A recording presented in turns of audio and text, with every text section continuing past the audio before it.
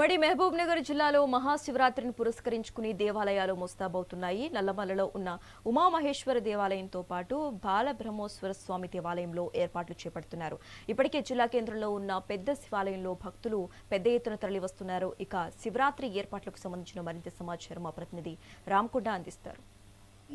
శివాలయాలు కూడా రేపటికి మహాశివరాత్రికి కూడా ముస్తాబ్ అవుతుందని చెప్పవచ్చు. ఉత్తరాన ఉన్నటువంటి ఉమా మహేశ్వర కావచ్చు, దక్షిణాన ఉన్నటువంటి బాలబ్రహ్మేశ్వర స్వామి దేవాలయాలను కూడా రేపు మహాశివరాత్రి పురస్కరించుకొని ఇప్పటికే అధికారులు దేవాలయాలు కూడా అన్ని ఏర్పాట్లు పూర్తి చేశారు. ప్రస్తుతం మనం మహబూబ్ నగర్ పట్టణంలోని పెద్ద శివాలయ ప్రాంతంలో ఇక్కడ పురాతన దేవాలయం పెద్ద శివాలయం. ఈ దేవాలయం రేపటికి ఏదైతే మహాశివరాత్రి పురస్కరించుకొని ఏర్పాట్లు కూడా పూర్తి చేస్తారు. ఇప్పటికే భక్తుల తాకిడి కూడా పెరుగుతుందని చెప్పుకోవచ్చు. అలాగే మహాశివరాత్రి రోజు శివసాములు ఎవరైతే దీక్షలు ఉంటారో దాదాపు ఆ దీక్షల ఎనిమిడి కోసం కూడా రేపు శ్రీశైలంకి బయలుదేరని కూడా పెద్ద ఎత్తున తరలి వస్తున్నారు. ఇప్పటికే పెద్ద శివాలయం అతి పురాతన శివాలయం కావడంతో కూడా రేపు జరగబోయే మహాశివరాత్రికి సంబంధించి పూర్తిగా ఏర్పాట్లు కూడా చేస్తున్నారు. ఇప్పటికే పెద్ద ఎత్తున శివసాములు కూడా శ్రీశైలానికి తరలే పరిస్థితి కనిపిస్తుంది. ఇదే అంశం పైన ఇక్కడ ఉన్నటువంటి దేవాలయానికి సంబంధించిన ప్రధాన అర్చకులు వారిని అడిగే ప్రయత్నం చేద్దాం. అయ్యగారు చెప్పండి, రేపు మహాశివరాత్రికి ఎలాంటి ఏర్పాట్లు చేశారు? ఓం శ్రీ గురుభ్యో నమః. శ్రీ మహాగణాధిపతే నమః. రేపు మహాశివరాత్రి చాలా పవిత్రమైన రోజు. రేపు ఉదయం నుంచి స్వామివారికి అలంకార దర్శనం ఉంటుంది. సాయంత్రం 5 గంటలకు నందివాహన సేవ గ్రామోత్సవం ఉంటుంది.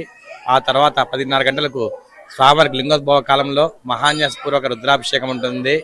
ఆ తదుపరి స్వామివారికి ప్రత్యేక అలంకరణ, పంచ ఆరతులు మరియు స్వామి అమ్మవారి కళ్యాణం జరుగుతుంటుంది.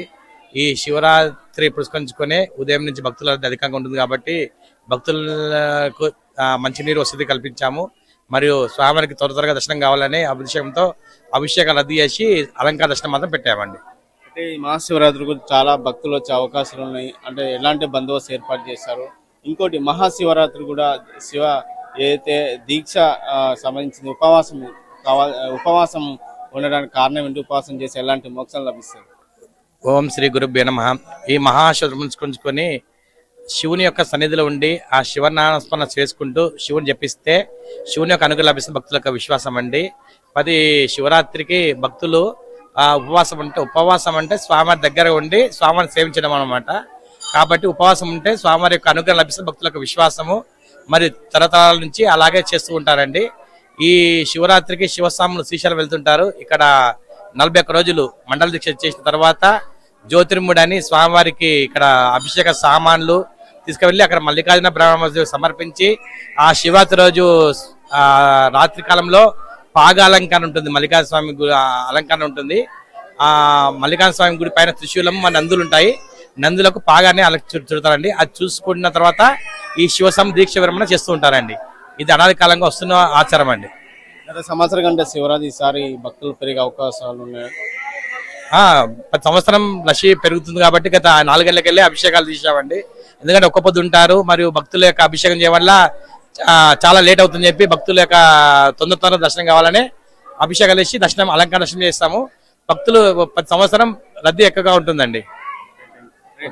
కూడా మహాశివరాత్రికి సంబంధించిన పూర్తిగా ఉమ్మడి మహబూబ్ నగర్ జిల్లాలో ఉన్న దేవాలయాన్ని కూడా ముస్తాబై చెప్పుకోవచ్చు. అయితే మహాశివరాత్రి రోజు ఉపవాసం ఉంటే ఆ శివుని ఏదైతే కోరుకున్న నెరవేర్చిన నమ్మకంతో భక్తులు విశ్వాసంతో కూడా ఉపవాసాలు ఉంటారు. ఈ గత సంవత్సరం కంటే ఈ సంవత్సరం మహబూబ్ నగర్ పట్టణంలో ఉన్నటువంటి పెద్ద శివాన్ని కూడా పెద్ద ఎత్తున ఏర్పాటు చేసాం. భక్తులకు ఎలాంటి ఇబ్బందులు కలగకుండా మంచి వసతి కావచ్చు, అలాగే ఇతర పోలీస్ సిబ్బందిని కూడా ఏర్పాటు చేశామని చెప్పి ప్రధాన అర్చకులు తెలియజేసిన పరిస్థితి కనిపిస్తుంది.